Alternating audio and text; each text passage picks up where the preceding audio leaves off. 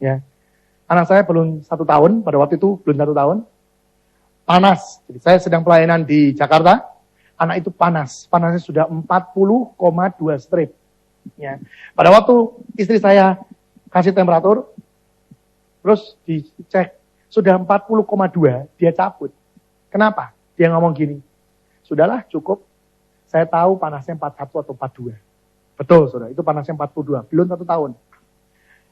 Kulitnya itu sudah berubah. Kulitnya tidak seperti kulit manusia, tapi sudah mengkilat luar biasa. Itu tidak tahu mengkilat, tidak tahu pucat, pokoknya sudah mengkilat dan sudah ada biru-biru mulai keluar.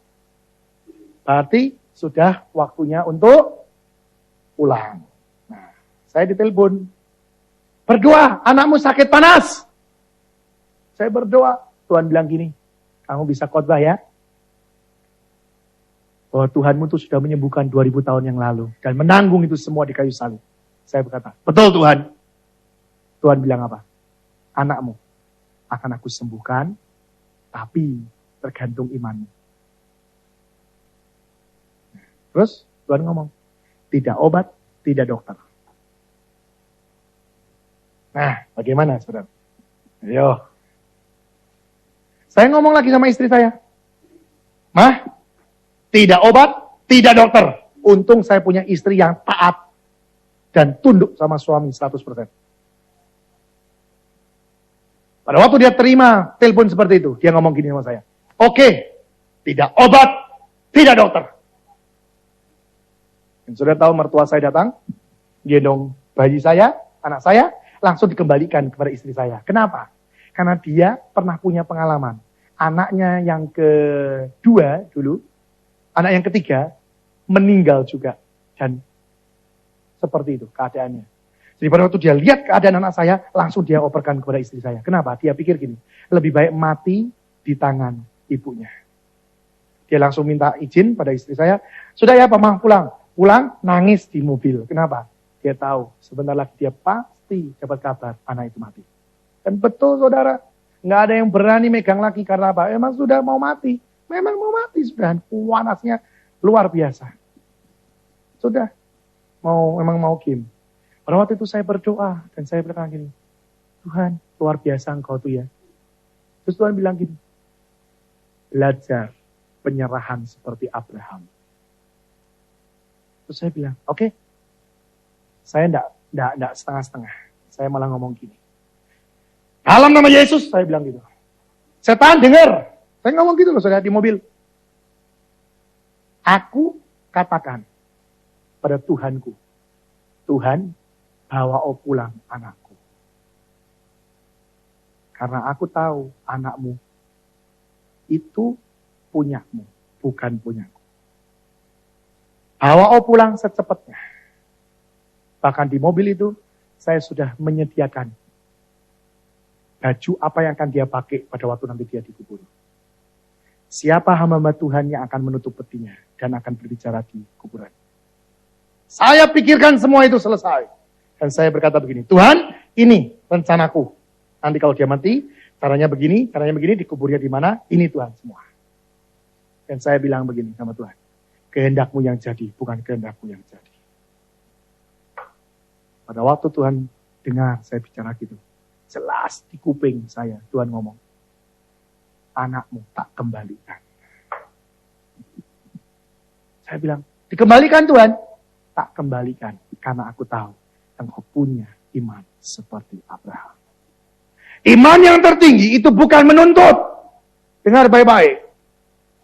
Iman yang kau berkata, aku imani, aku imani. Kalau orang Kristen berkata, aku imani, itu berarti tidak punya iman. Iman yang sesungguhnya adalah iman yang pasrah dengan apapun yang Tuhan kerjakan dalam kehidupanmu. Dan kau berani berkata, apapun yang terjadi Tuhan, engkau baik. Sampai itu pun membuat aku sedih mungkin. Membuat aku dikatakan orang gila. Tetap engkau baik. Itu namanya iman yang benar terhadap Tuhan. Dan saya berkata betul. Tim doa saya telepon di mobil. Dia berkata, kakak gila ya. Saya bilang, saya gila. Karena saya tergila-gila sama Tuhan. Dia ngomong, kakak nggak sayang ya sama anak. Saya ngomong, kamu kalau mau jadi tim doa saya, kamu harus meresponi saya.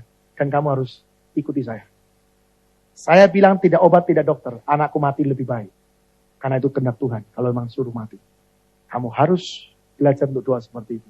Dia berkata, iya kak, saya tutup ini, dan saya akan berdoa seperti itu juga. Saya disebut orang gila, saudara. Karena saya tahu, saya tergila-gila sama Tuhan saya.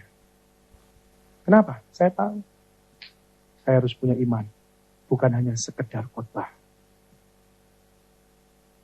Ini tergantung saudara saat ini. Saudara alami seperti apa? Apakah saudara alami seperti saya? Atau masalahmu banyak, besar, demi nama Yesus. Engkau harus punya iman seperti ini. Iman yang sungguh percaya. Apapun yang dikerjakan Tuhan dalam hidupmu, itu iman yang terbaik. Dan itu yang terbaik. Dan itu iman yang tertinggi. Bukan iman menuntut. Bukan iman yang minta. Abraham gak pernah minta. Pada waktu Abraham disuruh mempersembahkan Ishak, dia persembahkan Ishak itu sebagai korban. Bahkan saya berkata, dokter itu datang ke rumah saya tanpa diundang. Karena papa saya kenal dengan dokter dan itu tim saya. Dia datang. Tapi pada waktu dia datang, puji Tuhan anaknya sedang tidur dengan pules. Pada waktu dia lihat anak itu tidur, dia ngomong gini, kamu tahu ke istri saya, dia tidur itu karena kamu kasih obat. Di obat itu ada obat tidurnya. Istri saya diem, saudara, tidak berani ngomong. Kenapa? Kalau ngomong, itu bisa timbul huru-hara di situ, saudara. Keributan yang luar biasa. Kenapa? Karena dokter itu pasti tidak akan mengizinkan untuk kami tidak pakai obat. Betul, saudara. Sampai suatu ketika anak itu sudah sembuh, saya kesaksian di depan dokter itu. Dokter ini berkata, tak mungkin ilmu kedokteranku mati. Dan itu sudah tidak berlaku bagi iman kekristenan. Amin. Tergantung saudara saat ini menanggapi masalahmu seperti apa. Pakai caramu, pakai otakmu, atau pakai iman yang Tuhan berikan dalam hidupmu. Saya tidak suruh untuk semua orang punya iman seperti ini. Tapi mari kita belajar untuk punya iman seperti ini. Memang engkau belum punya sebesar inilah, tidak apa-apa, sedikit-sedikit belajar. Sampai suatu ketika engkau punya iman seperti ini. Jangan berharap pada manusia. Kalau engkau minta, dengar baik-baik, buka telinga. Engkau minta, digenapi, engkau harus bayar akibat permintaanmu itu. Tidak gratis. Ada harga yang harus kau bayar atas permintaan itu. Saya mau saksikan, ada seorang anak lahir karena permintaan daripada orang tuanya. Dia punya anak laki semua, dia pengen punya anak perempuan. Sampai suatu ketika dia minta, akhirnya keluar anak perempuan. Demi nama Yesus saya tidak bohong, anaknya jadi pelacur. Sampai ayahnya ini stres. Karena apa? Anaknya berbuat dengan teman relasinya sendiri.